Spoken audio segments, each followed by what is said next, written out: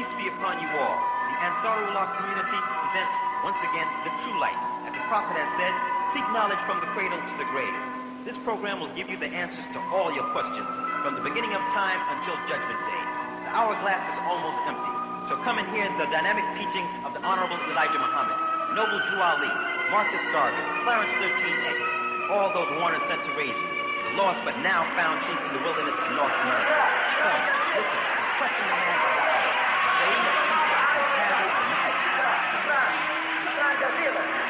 شكرا جزيلا. السلام عليكم ورحمة الله تعالى وبركاته.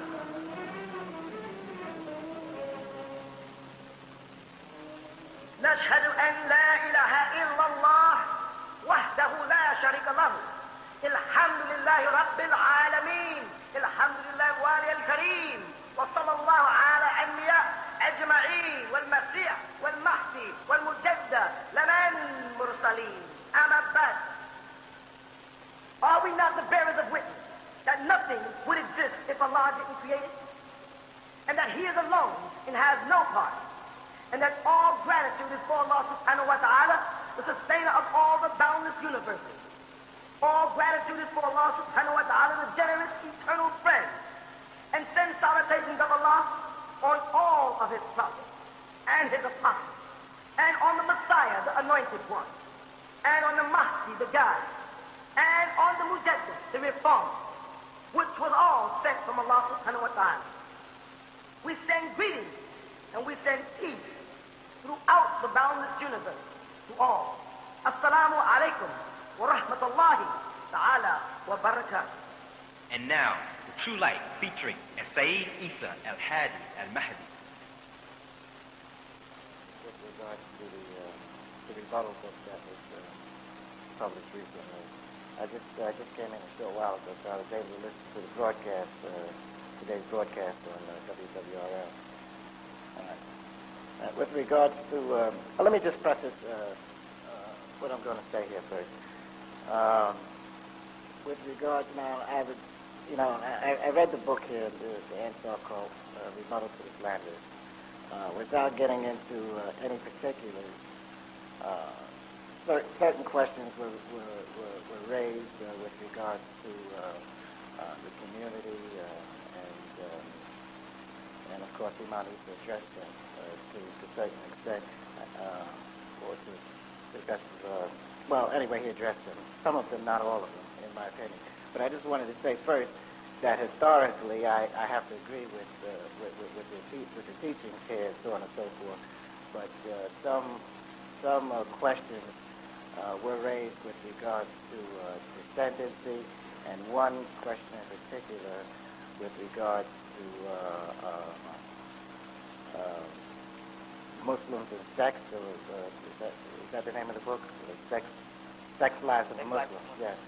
And I just wanted to ask with regards to that.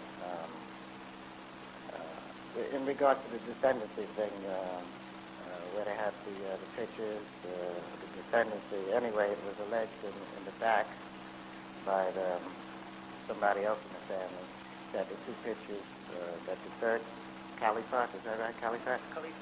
Khalifa Diyn Amen and Abdul Rahman was the same person. Assalamu alaikum. Wa alaikum salam. On page 125 of the rebuttal book, Yes. we start at the top with Muhammad Ahmad al-Mahdi, Yes. the great-grandfather. And then we pass down to his son, which is Imam Abdul Rahman al-Mahdi. Then on the next page, which is the 126th page, Yes. we're looking at 3 of his sons.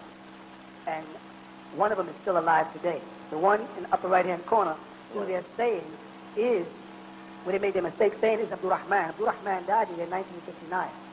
This man here, Ahmed, is still alive today in Sudan. He was here, in fact, a couple of months ago, right in the mosque visiting us. That's the one that's from 1935 and still living. That's right. He's still alive right now. Right. He's in Sudan. Whereas Imam Abdul Rahman, on the next page, the 25th, he died in the year 1959. Now, to the right of the man on the 26th page is Sayyid Sadiq's father, which is a man you see me with on the preceding page. We're standing there together pointing. Right, that was the Prime Minister. That's right. That's his father up there in the upper right-hand corner. Beneath his father is his father's younger brother, which is my father, Okay. Imam al-Hadi Abdul Rahman al-Mahdi. You follow? Yes, I follow you. Now, what they're saying is that we made a mistake and called Imam al-Hadi, my father, and his father, Abdul Rahman, the same person in a magazine many years ago. Okay. Now, but the fact remains that in the magazine that they found back then, yes, there was a mistake, but the mistake was not made by me because at the time I was in Sudan in the university. The American brothers and sisters who were Ansarullah put this leaflet out. They put out like 3 pamphlets that had nothing to do with it. One of them was a Hajj pamphlet. One of them was a dietary laws of a Muslim pamphlet. And that booklet, which I mentioned all these in this book. Yes, and the people who put it out are still in the mosque. Ansar, who put that out when I was overseas in the University of Khartoum, are still here and mentioned to people, no, Imam Isa was not here. I immediately called them from Sudan and said, you made a mistake. You put a picture of my grandfather and my father at 2 different ages as if they're the same person. Right. And they had already circulated, so he said, what's the big deal? So they made a mistake. But for him to imply that I don't know what my own father looks like. Right, that's what he was saying. Which is also immaterial. Yeah, right, exactly. I was going to say that not that I saw it as being important or... Yeah, but when you get to the 1980s, when you get after that, and you see me and the Prime Minister sitting together, the point I was trying to make to Bilal Phillips and Faraj Wahaj is that if I was just another American Negro who went to Sudan, explain what I'm doing sitting with the president. And if I was able to manipulate myself up there, why haven't they produced pictures of themselves sitting with the president? How was I able to manipulate myself live in the house of the Mahdi? I'm living inside Umdurman in his house. If I'm not related, what am I doing in there? Why would Sayyid Sadiq come back and forth to the United States to represent us on 5 different occasions? Why would a prime minister, check this out now, a prime minister of a country leave his country, come to the United States, visit the United Nations building, and then come on Bushwick Avenue to meet a man who's a fake? Why would a man who's the president of a country, think about this, leave his country, visit the United Nations, the delegation has to sign in as a diplomat, and then come over here and stay on Bushwick Avenue in the middle of the ghetto with a bunch of Negroes? Why would he do that? I mean, that would be totally suicide, without security, without any, it would be totally ridiculous. They don't, the Sunni Muslims are so narrow-minded, they're so jealous, the bottom line. There's some of the things they say are so ridiculous. You know what I'm saying? They make some silly mistakes. I mean, you can see over a period of years between 1970 and 1980-something where me and Sayyid Sadiq al-Mahdi had pitches back and forth, back and forth, back and forth. Me going over there, him coming over here. Me going over there, him coming over there. He's at my wedding in Sudan, I'm back over here. We know, it's such a ridiculous. You know what bothers them? What bothers them is I'm able to assimilate into America, speak like an American, act like an American. I'm brown. That bothers them. They want me to speak like my relatives with a twisted tongue. You follow? They want me to act like a Sudanese when I told them I was raised predominantly in America. I think like an American black man. I'm fortunate that I retained my language and that I retained my identity, my silsila, but I think like an American black man. You follow what I'm saying? Yeah. And that bothers the Sunni Muslims. But that's how Allah subhanahu wa ta'ala planned it. That's why he said, I raised up for you one from amongst your own. Has to be somebody like you. No Arab can't come over here and teach you because he doesn't understand what nigger means. Not really. You understand? Yes, I understand. He doesn't understand I agree. what poverty means. He doesn't understand what living in a project means. He doesn't understand what welfare means. He doesn't understand that the black cop will beat you worse than the white cop. And the black meter maid will chase you down quicker than the white meter maid. He doesn't know that. He'll go up to the Negro cop when the white cop and the black cop comes and try to confront them as brother and get beat up. See, they can't deal with that. Allah knows what he's doing. He knows what type of man he raised up in the West here. Get it follow that? Because the man that preceded me, the Honorable Elijah Muhammad, knew what he was doing. And though many men tried to emulate him and tried to badmouth him, he knew what he was doing, which was obvious by the nation of Islam that he built. Not by what men say, not by what Bilal Phillips says, who has no congregation, no responsibilities, no masjid, no schools, no nothing. Not by what Siraj, Wahaj, and Bedford and Fulton says, who can't pay their rent for their masjid. You judge a tree by what? By the fruit it bears. Look at the work of the Honorable Elijah Muhammad, and you can see that he was a great man, and that he was inspired by somebody or something. You follow what I'm saying? Without question. Without question. And the problem with the black people is the same problem we've always had. You know what it's called? The Joneses. The what? The Joneses. Keeping up with the Joneses in a dog-eat-dog world. Black people hate this. The moment we see somebody like Johnny Mathis, and a black woman say, Johnny Mathis is a pretty man, he's a faggot. This is how we do it. Eddie Murphy's doing fine now. He's very popular. What's all the black men saying now? Eddie Murphy? He's a faggot. What's her name? What's that girl? She came out, she was doing good. Dionne Warwick's relative. Oh, Whitney Houston? Whitney Houston? She's a dyke. We can't help ourselves. We just refuse to let our own people make it. And that, believe me or not, brother, that has been bred into us by the white man by making Mickey Mouse a black mouse, by making Daffy Duck a black duck, and Elmer Fudd can't talk, but he outwits them every time. And then by having a white man do Amos and Andy's voice. And then by having, you know what I mean? He has undermined our intelligence. This is what Honorable Elijah Muhammad was trying to tell us. He has undermined our intelligence with his technology. And he has us hating ourselves. So what happens when a Sunni Muslim hears about the Ansarullah community, they say, these guys got communities all over the world. There's millions of people dressed in white. They got a flag. Their kids speak Arabic. They read the Quran. They build a mosque from the ground up. Now we're putting out our own products, our cleaning products, like toiletries and soap and toothpaste. We're getting into baby oil and baby powder. And we're moving up the ladder of doing for self, like the Honorable Elijah Muhammad says. And some guys over on Bedford Avenue who can't pay his rent, of course he's mad. Because the white man is putting him on television. See, Martin Downey puts Siraj on television and asks him, what is Islam? None of these guys who graduated from any prominent Islamic universities hold no certificate. You follow what I'm saying? They pull them out and say, now you know, and all you brothers in there who have been following the Ansar community for years, know that we have had a drug-free community since the 70s. Ain't no drugs in the Bushwick section. You can move in this section and leave your door open. Because the dope fiends know, walk around Bushwick Avenue, because the Muslims over there don't play. Don't bring that stuff around our kids. We ain't having it. So now, here these guys come up 3 years ago and chase 3 drug addicts on Bedford Avenue, and they're on every major magazine and newspaper in the country. Why? Because the white man wants to make a Siraj Wahad known because they know he doesn't know what he's talking about, and in due time they'll just embarrass him.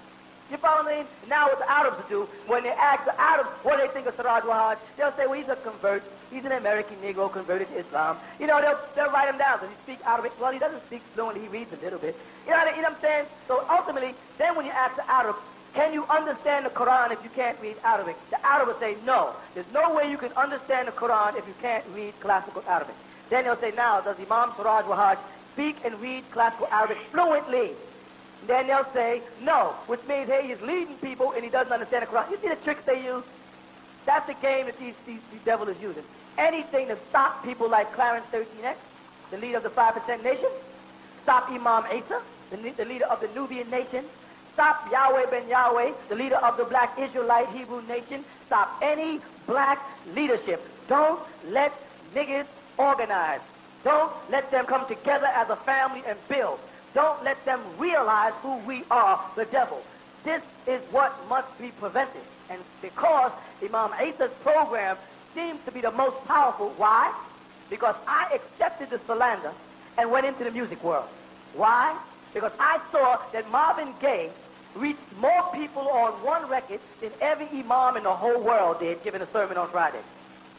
I saw that LL Cool J, Big Daddy Kane, Dougie Fresh, Third Base, Kwame, Shafi, and on and on and on, that these brothers who are rapping, like Public Enemy in them, are rapping messages out to the people.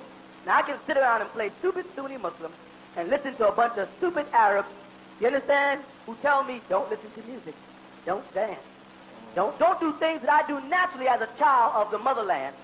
And you know what the motherland is, right? Sudan, called Africa by the Greeks, all right? So I'm supposed to listen to these men and cut off my soul. No, Imam Isa didn't think like that. You know what he did?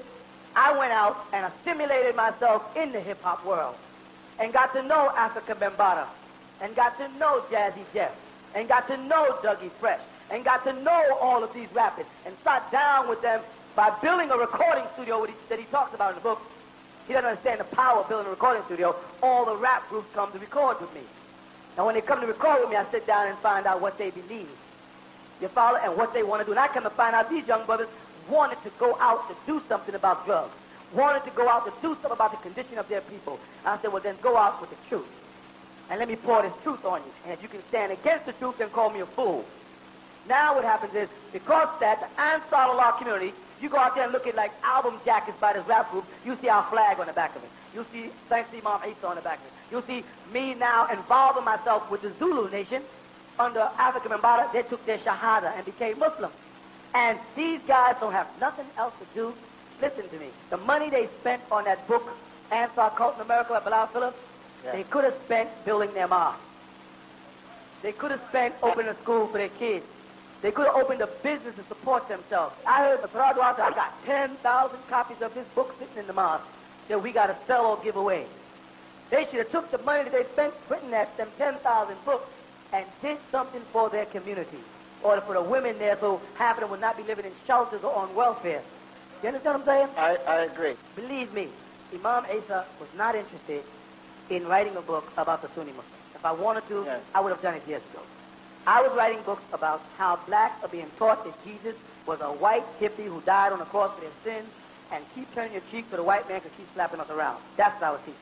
I was teaching like, don't let them tell you that Dr. Martin Luther King ain't no good. Don't let them tell you that Elijah Muhammad ain't no good. Don't let them strip the only black leadership you got.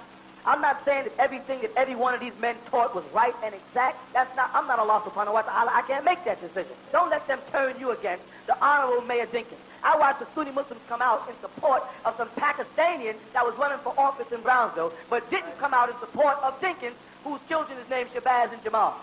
But the Sunni Muslims didn't come out to this man's aid. They would go out to some Pakistani out of Queens somewhere who's pretending he's black for a day, but they won't come out for their own. And I can't live with that kind of stuff.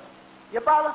And I'm not going to let them tear the Honorable Elijah Muhammad down just because a bunch of books, and let me make this real clear, a bunch of books written by men called hadith, that they say are the stories of the life of the Prophet Muhammad. This is not the Quran. I have never, ever read a hadith in English or Arabic that started off, Bismillahir Rahmanir Rahim. They don't start off in the name of Allah. They don't start off in the name of Rasuluhu, his Prophet Muhammad. They start off in the name of men called friends or companions, Sahaba, or even women like Aisha, who shouldn't have been outside the house in the first place, because the Quran 33:33 tells you a woman's place is in the house.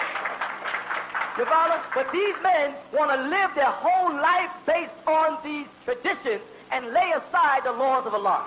I'm only teaching one thing, and that's why I'm hated. And the one thing I'm trying to teach is, first, that we believe Ashhadu an la ilaha illallah wahdahu la sharika lahu. That only, that's the most important thing. Allah alone. Then we will deal with his prophet. First, we got to establish tawheed in our heart. We got to learn to love Allah subhanahu wa ta'ala and give all gratitude, all praise, all thanks, like we say, Alhamdulillah Rabbil Alameen. All of it goes to Allah. In Surah Al-Fatiha, in the first verse that they've taken from the fifth part of the Quran and made the first, nowhere in that chapter do we get mention of the Prophet Muhammad. Nowhere. It's talking about Allah subhanahu wa ta'ala. Do you understand? That's my goal. My goal is to reinstill belief and loyalty and devotion in Allah wahdahu la sharika lahu. Alone, without partners. Then we'll deal with his prophets. And we'll deal with them in order. And that means from Adam down to Nabi Muhammad, Khatim Anbiya, the seal of the prophets. But we'll start understanding Adam and read. And we won't get a thorough story of the prophet Adam in the Quran. It's not there. We have to go to the Torah. And if you open your Quran to the 5th chapter and the 47th verse, the Sunni Muslims maliciously added the word was, kana, which is not even in there. When it says, we sent down this Torah to you, it has the word guidance, and they say was guidance in translation. You follow that? Yes. These are things that frighten me, because this shows that the devil is busy, and he's trying to make us not understand the beauty and the boundaries and the gifts of Allah subhanahu wa ta'ala. They're trying to turn us into men worshippers like they turned the Christians in when Jesus left the world and went to the bosom of Allah. They immediately turned him into a god. When Buddha left the world and went to the bosom of Allah, they turned him into a god. You understand? And those Sunni Muslims are trying to do the same thing now. They're trying to send us to hell. We worship who? Allah. Allah what? Alone. Who has what? No partner. Then if you want to say, Ashhadu an la ilaha illallah, wahdahu la sharika lahu. And then if you want to add Muhammad Rasulullah, fine. Once you establish in your mind first and foremost that you worship Allah and Him alone. You understand that? Yes. That's step one. But see, they lie. And I made a statement. And the statement is that a lot of men calling themselves Muslims are liars. They are devils pretending to be Muslims. You understand? And they're altering things in the laws of Allah over a period of time, adjusting words. They have us worshiping men instead of Allah, worshiping stones instead of Allah, worshiping tombs, relics, whiskers. They have the whiskers of the Prophet Muhammad alayhi salam in Jerusalem. They have the whiskers in a canister, and Muslims go there and make dua. I was in Egypt, and in Egypt they have a masjid and a shrine to one of the Prophet Muhammad's daughters and one of his wives. And they go there behind this door, and I've been in the masjid myself, and they make dua. They kneel down, they lean on this thing, and they say, and they give prayers there. Show me that in the Quran anywhere. Show me where it says we're supposed to do those things. We don't supposed to pray to nothing or no one but who? Allah. And Allah alone. And if any man, me, or anybody else steps in and tries to direct the focus of our prayer from the one creator of the boundless universe in any other direction, then he's acting the part of the devil. I don't care how many degrees he has from what Islamic universities. I don't care how good his Arabic is. I don't care how he dresses, how much perfume he wears, how much kahol he wears, how much sunnah he recites. If that man or that thing tries to make me and you worship anything or any man other than Allah, then that man or that thing is acting the part of shaitan. Do you understand me? My mission, and it's going to be difficult, and I'm going to be hated, but I'm in good company when I'm hated, because they hated all of the men Allah sent. If they like me, I know I'm doing something wrong. You understand? I agree. I'm going to be hated. I'm going to be slandered. I'm going to be reviled. People are going to say all manners of evil against me falsely. I expect all that. I accept all that. Wait a minute. Either they're going to get back on the path, the Sirat al-Mustaqim, or they're going to get out of Islam and stop pretending, because they're fabricating a new society that the world is beginning to think we are. And they're judging us by that stupidity that they teach. And I'm not going to teach no stuff like the black stone is, like I said on that tape today, the black stone is black because of no sin. Yeah, You ain't feeding that stuff into my son. Right. You ain't feeding to me that the Prophet Muhammad was white. And if I say he's black, then I'm a kufr. Why? Because you white? You're not feeding me that stuff. You're not going to feed me that garbage about going to Mecca and kissing a black stone and praying and rubbing shrines and laying up against brick walls. You're not passing that stuff on to me. I worship Allah, and the East and the West belong to Allah. You understand what I'm saying? And I'm in the western part of the world because it said the light would shine out of the west. Out of the east and unto the west, and so shall the coming of the Son of Man be. And that's exactly what I am, the Son of a Man. I'm not the Messiah. I am not the Mahdi. I am the Son of a Man, a wonderful and a great man. Imam al-Hadi, alayhi salam, a wonderful and a great man, my father. And whether the whole world denies it or not, listen to this. Many Sunni Muslims say Imam Isa is not a part of the Mahdi family. Do I need the Mahdi family to raise my people? Does it sound like with me talking I have to add that one more headache on my life? Wouldn't I be a greater man if I did this and said, I am not Sudanese, I am not tied to any Arab, I was born and raised in America, I'm an American Negro, now listen to me teach. Wouldn't I appear greater? To be raised up in America, an American, without any Sudanese ties at all? Why would I pull on a burden of a country, my own, that I love, and of all the gossip and the slander and the accusations that come with me saying I'm a part of a family if I'm not? Why do I need that? For what? Would that impress y'all? Does it impress y'all that I'm part Sudanese? Or does it impress y'all what's in these books? What's in the books? And if you took out every reference in these books to Sudan and the Mahdi family, the books would still be the baddest thing out. If you took all of it out, the truth is truth. So I am not saying I'm Sudanese just because I want to pick one of the countries in Africa to identify with. And I don't care if nobody believes my blood. My blood speaks for itself. You follow? So the Sunni Muslims are angry, and they have right to be angry because I'm coming at them. I'm coming at them. You understand? I wouldn't be coming at them if they didn't spend time on me. I was busy breaking crosses and taking off the heads of swine. I was trying to bring Christianity to a reality in the minds of black people in America.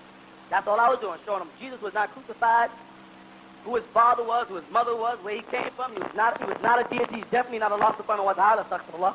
I was bringing that forth. I was not bothering the Sunni Muslims. Here comes some old nappy-head Negro, born in Jamaica, raised in Canada, and never met me in the flesh in his whole life, never talked about this Bilal Philip, never met me, never talked to me, never visited our community or nothing. And he's going to write a whole book about our community. Starts off the book saying I was born in 1935. Starts off the book wrong. I mean, when the Arabs told him, don't write the book unless you got the facts, bruh starts off the book wrong.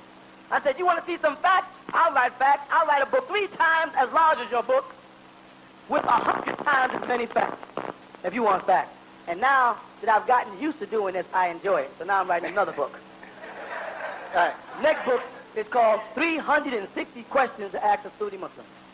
And they will not be able to answer. People are saying, you're attacking Islam. No, I'm not.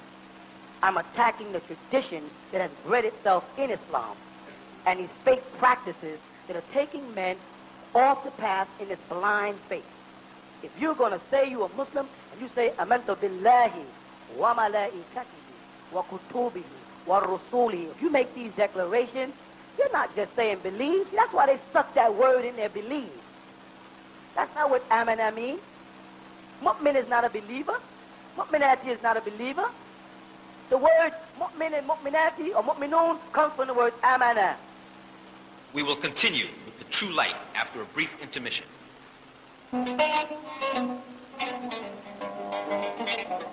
Visit the original tents of Kedar, where we have available a vast selection of books, prayer beads, prayer rugs, plaques in Arabic, Quran, and the Old and New Testaments of the Bible in Arabic. Also, we have multiple pamphlets and leaflets on the truth, posters and portraits, which display the prophets as they really were, Nubian. Now available, a full-color portrait of the Last Supper, the real Last Supper, portraying the Messiah Jesus and his disciples as they really appeared, as black men, Nubians. The original tents of Kedar is located at 717 Bushwick Avenue, Brooklyn, New York, 11221. Or call us at 718-452-9329.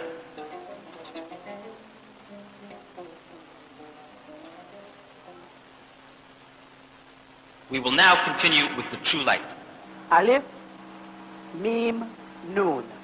To be faithful, to have faith.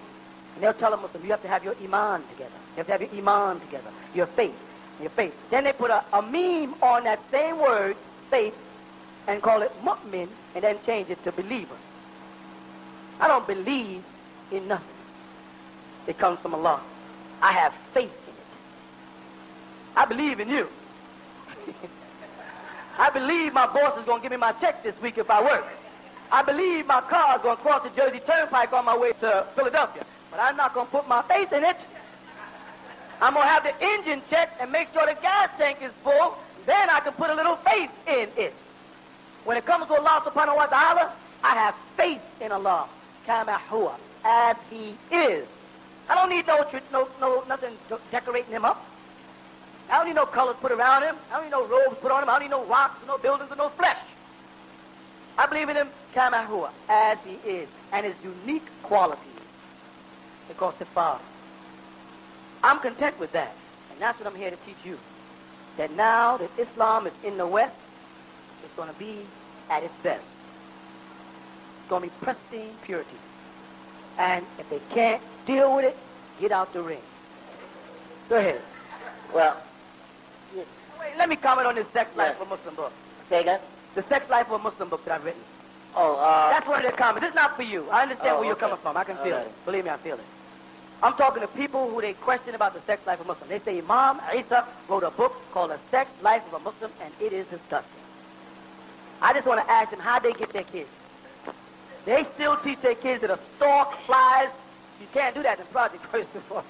The kid might get lost. Storks fly over houses. How do the Sunni Muslims make babies? Do they have sex? Understand what I'm saying? Why are they trying to take one of the most prominent things in everybody's life and pretend that it does not exist? And then have children raising them and not telling them about it. The whole Muslim world needs to write books on what Islam says about sex. If you disagree with what I say, then write your own book and prove it wrong. You understand what I'm saying? Yeah. Write a book about sex and say this is wrong because look, this is wrong because of look, this is wrong because of... But don't pick up the book and say this is wrong because it's disgusting. Why? Because I'm explicit. The book says for adults only on it. Now, if you give it to your kid, that's your fault. If you see your kid with it and don't take it out of his hand, that's your fault. If you saw your kid with the wrong kind of comic book, you take it out of his hand. This is because I've met too many Muslims in my years.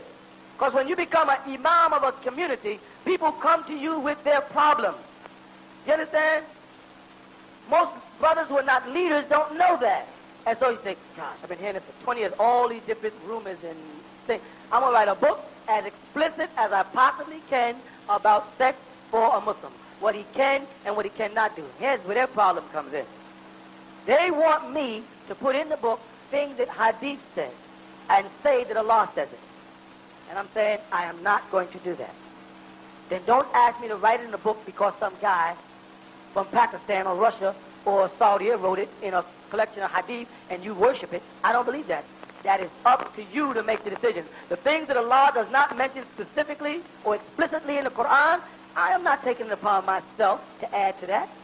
He didn't say you can't, so I'm not saying you can't. I'm saying, like he says, go into your wives by any way you wish, because she is a fertile ground for you, was what the Quran says. Allah didn't even drop to the level of dwelling on subjects like that. Those are animalistic attributes. Allah didn't address those filthy, low subjects, as they call them. What do you people think Allah is? He's not dwelling on your sex life. Lam yalid wa lam yulad wa lam yakul lahu kufuwan ahad. Those words are telling you right there that he does not indulge in any form of sex, and he is not the product of any form of sex, because the root word in there is walid. You understand? He did not father any child, nor was he fathered by anybody. He doesn't deal in those subjects. He speaks to you in general. I gave your wife as a helpmeet to you. Your wife is fertile for you to produce. He doesn't get into the intricacy about your sex life. What you do and what you don't do, that's our animal nature. You understand what I'm saying? That's the human being in us that makes us dwell on how much pleasure we need to have and how often we need to have that pleasure. And for them to involve Allah in it is blasphemy. It's ridiculous. There's a book about sex because Muslims, like everybody else, have to know about sex. What's clean, what's unclean, about artifacts that are being used, how dangerous these things can be, about diseases like syphilis and gonorrhea, and now AIDS, and who knows what they'll have next year. They have to know this. And if no Muslims don't write about this, and I've been around a lot of them Pakistanis, I'm going to tell you, they're so soft, you can coat them in marshmallow and sell them. They ain't got no masculine bones in their body at all. Because they've been raised in an all-male society. They wasn't allowed to have girlfriends. I'm not saying you can go have a girlfriend, but don't make girls think it's wrong for seeing men as cute, and don't make little boys think it's wrong for seeing little girls as pretty. If your little boy sees a little girl in the neighborhood, he's a Muslim, he says, Daddy, I think she's pretty. Yeah, she's pretty. Then you explain to him why he doesn't pursue her, why he doesn't try to take her virginity, etc., etc., etc. But you don't just say that's wrong, you don't look at girls, that's a sin, you're going to hell. And then you're wondering why your son is soft. Comes home, he's getting beat up every day. You got to raise your son hard. Make him a man. You understand what I'm saying? If you don't, he's going to be soft. And you're going to feel bad when your son is getting beat up. Because you're going to want to beat him up for getting beat up. We're trying to raise a nation, the Nubian nation. I'm talking to the women in there.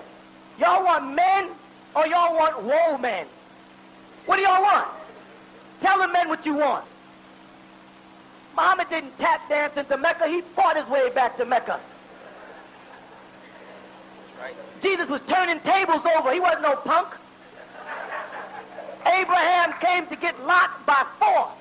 He fought a battle. He wasn't no pushover.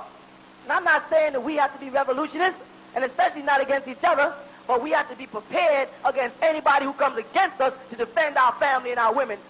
Is that right or that wrong? That's correct.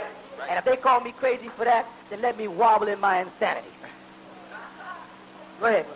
Well, I don't know what to say beyond that, but no, actually, of course, you know, issues like sex and things like that have to be addressed, and I didn't read the book, Sex Life of a Muslim. Anyway, in Bilal's book, okay, when he spoke on the issue of sex, I noticed in the rebuttal you didn't address it. You know, of course, I knew that I had a book on the press called Sex Life of a Muslim. Say again? I knew I had a book that was in the press at the same time called Sex Life of a Muslim that I had just finished. So the reason why I didn't have to address that subject in this book is I had just finished a whole book that was getting ready to come out within a couple of days called The Sex Life of a Muslim that addresses each one of the Sunni Muslim subjects that's in Bilal's book already. The reason why I didn't deal with the pictures extensively in this book is because I knew I had another book coming out right after called Our Pictures of Sin. You follow what I'm trying to say? And then they'd be able to go right there because when I had finished writing the stuff that I got on the Sunni Muslim, I could put it in the back of a truck. I had so much stuff. This thing was almost 4,000 pages. I had to throw away stuff and say, I can't use all this stuff here. I had did so much research on Siraj Wahaj and them, I felt like their parents. Well, I said, I'm not going to use it. It ain't even fair to do this to these kids. You know what it is, though? When you grab them for straws, and when they came down after 20 years of trying to really get down to slandering Imam Isa, after all the years and all the slander, I've been tolerating them for a long time, when they really got down to trying to write a book, they didn't come up with anything. Yeah, I agree. They really couldn't go, and they came up with it. And when you read the book, it's like, come on, look at these people you went to. You know, people been out to mosque 15 years ago. Some guy had the audacity to tell them, this tickles me to death, and they believed it. How can you believe that me and a guy took a truckload of the coins to a bank on Utica Avenue? How can somebody in there? That's how you know the guy who wrote the book don't have no bank account, first of all, and know he's still living in the project. First of all, they won't even count that stuff. They'll tell you, I ain't counting this. Plus, how did me and this guy carry $500,000 worth of coins? So how come the government don't know?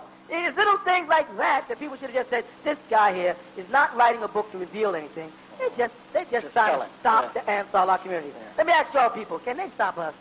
No. What is wrong with them? All we're doing is getting greater and stronger in the name of Allah. Ain't no stopping us. Well, what about the people that don't really know? Like, all right. They also, the scripture tells you cannot be responsible for what you don't know. However, the Bible said, what did Jesus say? All eyes shall behold his glory.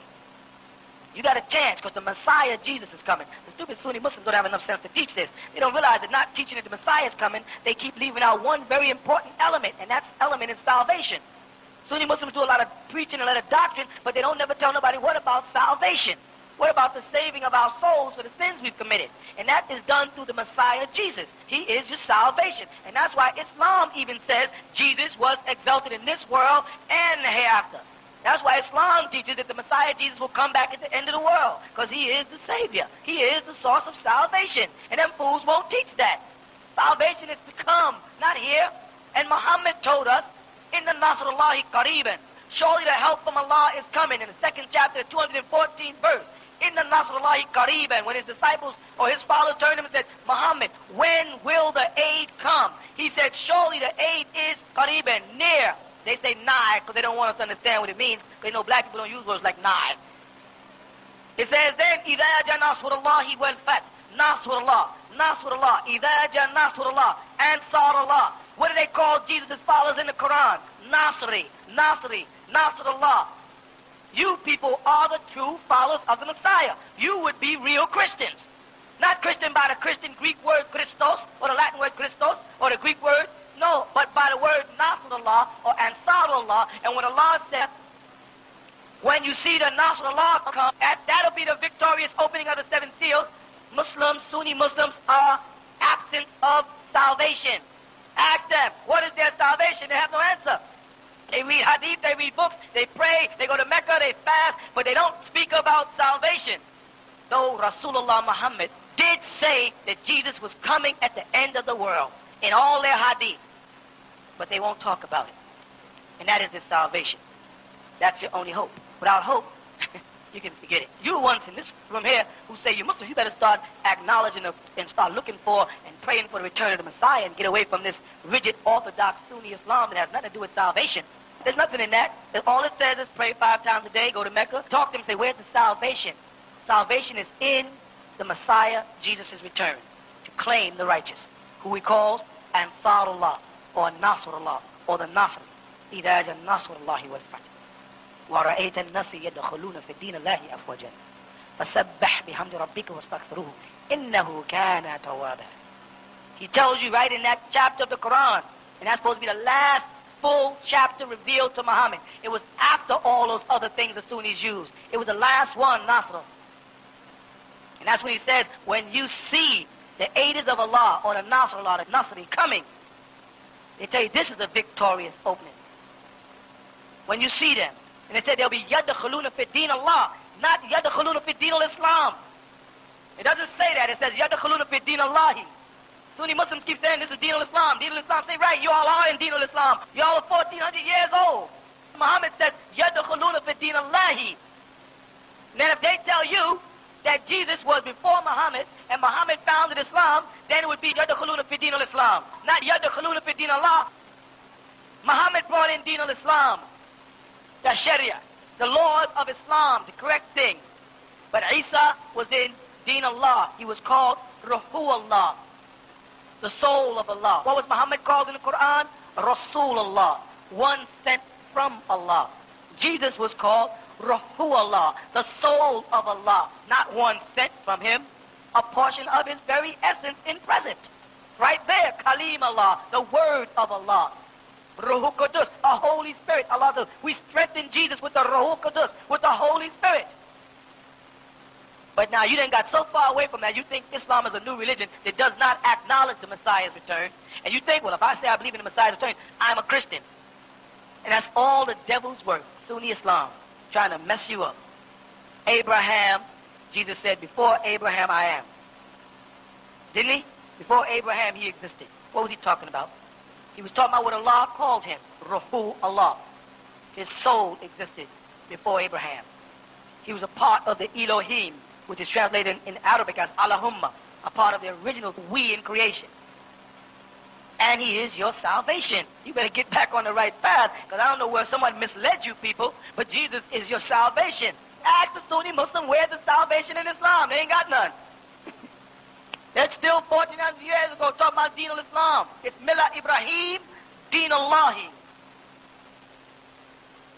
When you see people, Yadkhuluna fi Deen Allahi, entering into the Deen Allah, it says. Not when you see people entering into the Deen al-Islam. What's the difference between Deen Allah and Deen al-Islam? Deen al-Islam is prompted by hadith and traditions and customs of men, and Deen Allah is prompted by his holy scriptures. Because Allah speaks, not men interpreters. I know my religion was Deen Islam in the time of Muhammad, but Muhammad said, Yadkhuluna fi Deen Allah. And I said, if you open your Quran in the 2nd chapter, 214th verse, it tells you, don't think you're going to get away with anything that the children of Israel didn't get away with. Don't think you're not going to suffer what the children of Israel suffered. You're going to get it all. Then at the end of that statement, they said, well, Muhammad, when is Jesus coming? When is the Nasrullah? When are the Ansars coming? And he said, Inna Nasrullahi Qareeban. Surely, Inna Nasrullahi, the Nasrullah. See that? You ask our pale Arab who the Sunnis worship, what's a Christian in the Quran? They'll say Nasri. He's a Nasri. Then is that related to Nasrullah? No, it doesn't. They say, isn't that the same word? That's like saying, isn't, what do they call it, skim milk and homogenized milk? No. One is skim milk and one is homogenized. Okay, but are they both milk? No. This is sheer stupidity. And they're trying not to have you receive the gift of heaven. They're trying not to have you receive the gift of the glory of salvation through the Messiah, Jesus.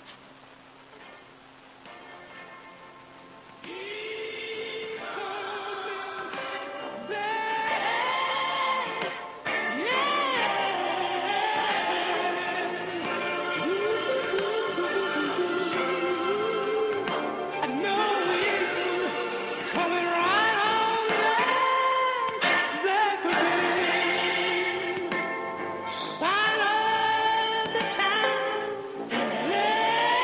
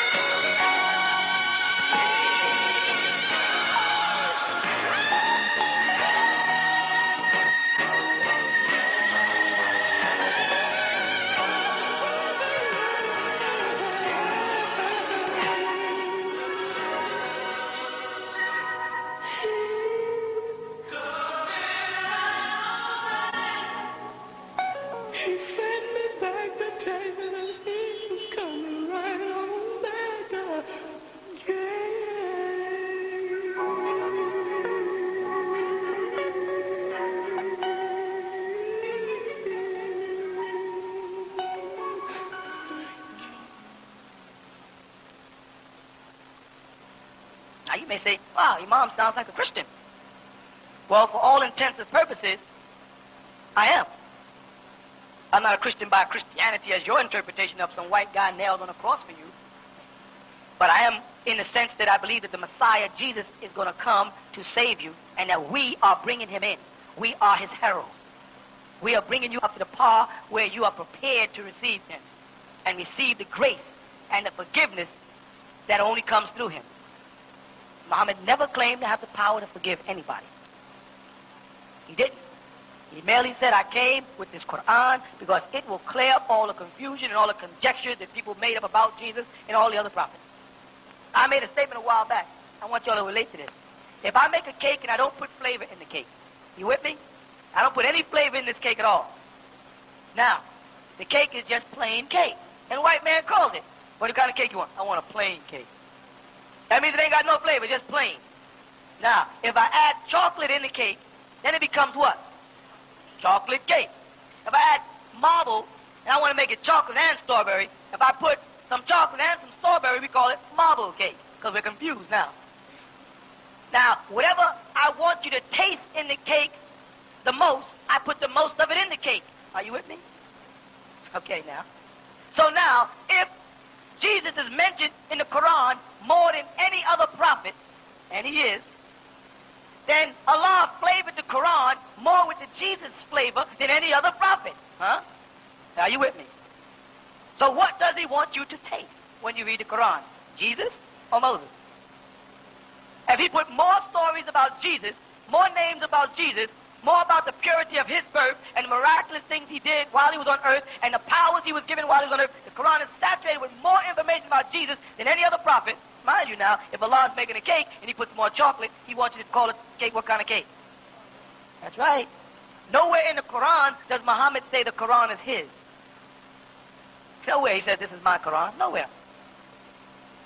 Muhammad was a prophet sent from Allah bringing us the Quran, that it could clear up all the confusion in the books before and prepare you for that chocolate cake. And the chocolate in the cake of life is Jesus. The prophet most mentioned in the Quran is Jesus. Allah wanted you to recognize Jesus out of all the other prophets in the Quran. Now, if you got a better argument, let me hear it. You follow? But them Sunni Muslims have no salvation. They don't even know what they're doing. They just pray, fast, and sit around and read traditions of men called hadith. They better hurry up and wake up and realize that the world is quickly coming to an end and they have no proclamation for salvation. You can't ask them how they're going to be saved. They don't know. Think about it. Talk to a Sunni. Say, well, where's your salvation at? Well, if I'm good, I'm going to go to heaven. Okay, if you're good. But what about all the sins you already committed? Because I got like a brother named Siraj Wahaj from Mancha Taqwa who stands up and tries to sell this book to Ansar cult. He goes out his way to push this book on us. And right? So all them brothers and sisters sitting over there in Taqwa better get up off the floor and get over here where we say we have to get salvation through the Messiah so that you can be forgiven for making those mistakes. See, they're not asking for salvation for their previous sins. They think after they took their shahada, they're over. How many of y'all took your shahada and then the next couple of days committed another sin? Tell the truth. You know you did. Ain't no sense of sitting there pretending. And if you did that, all the other sins are back. And all the ones you had before that you got rid of at your shahada, the moment you committed another sin after that, you got all those sins back. Now you got to start doing deeds. Now it's about matching them with good deeds. All the stuff you said, man, I took my shahada, all the stuff I done snatched pockets and beat up old women and did this and did that. Boy, it's all over. And then you went out and did something wrong and it's all back. I'm back to the beginning. That's right. He gave you a chance. But then he says, Jesus is what? He shall be called Jesus because he shall save his people. It said the law came through Moses, but grace, which is a form of ni'mah, which is forgiveness, came through Jesus. Them Sunni Muslims don't realize, especially if there was once an Elijah Muhammad follower, or 5%er, or a Buddhist, or worship any kind of statue, or idol, or saint, they better hurry up and look for some salvation, because without that salvation, they're not going to heaven. And anybody sitting in that mosque listening to them is going to hell, because the leader ain't got salvation. How you going to take you?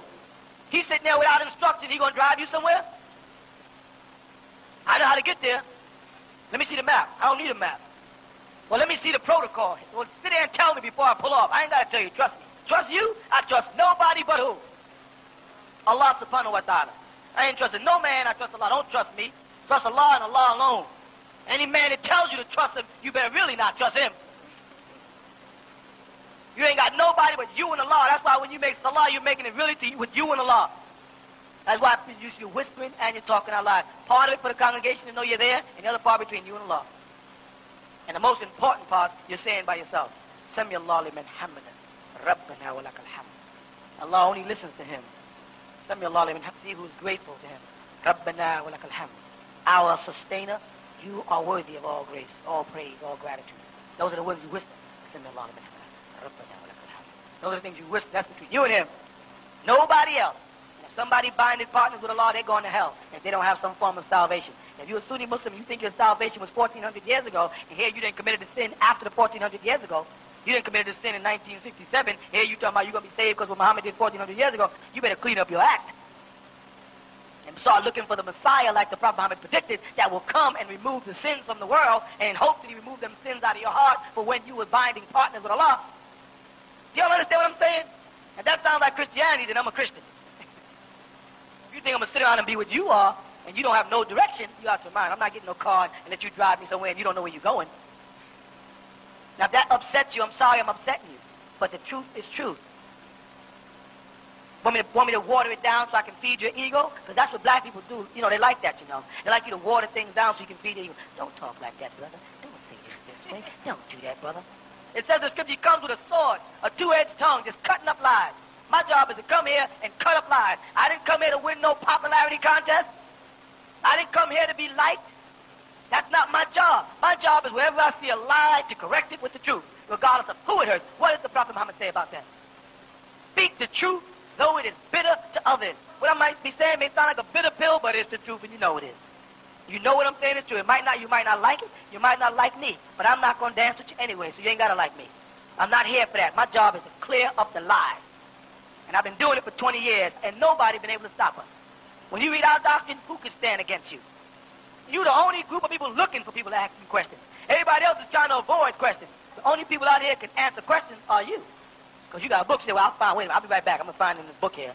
Page so, just be patient. Page so, let me see. Here it is. Or you say, I'll be back, so I'm going to Sunday and act that crazy, man. When I come back Monday, I have this answer if you got the patience. We're the only ones that can do that. Why? Because Allah has showered his blessings on us. But don't think every time I talk to you, I'm going to massage your ego and make you feel good, because that's not my job. Sometimes I got to tell you the truth, and it may sound harsh, but it's true. I don't like everything I say either, frankly speaking, but I got to live with it because it's true. And it hits me the way it hits you. Truth is truth regardless of what I like. Sometimes I say things I feel like saying, shut up, because I didn't commit it myself to something. My mouth won't even let me not say it. I'll try to control my mouth, and the answer will come out anyway. But that's where Allah plans things. You understand? That's what reformation means. People will have to content with the truth. And we have to reform it, bring it back to its pristine purity. We follow Millah Ibrahim. We follow Abraham's religion. If you have any further questions, call now. Area code 718-452-9329. 718-452-9329. If you would like a taped copy of today's broadcast, contact the original tent of Kedar by calling area code 718-452-9329. 718-452-9329. Come out to the village of the Ansarullah community, where we are raising the 144,000 children of light. Come home to the Tabernacle of the Most High and get your questions answered by visiting the Hall of Knowledge every Sunday afternoon from 1 p.m. to 5 p.m. at 548 Hart Street, Brooklyn, New York.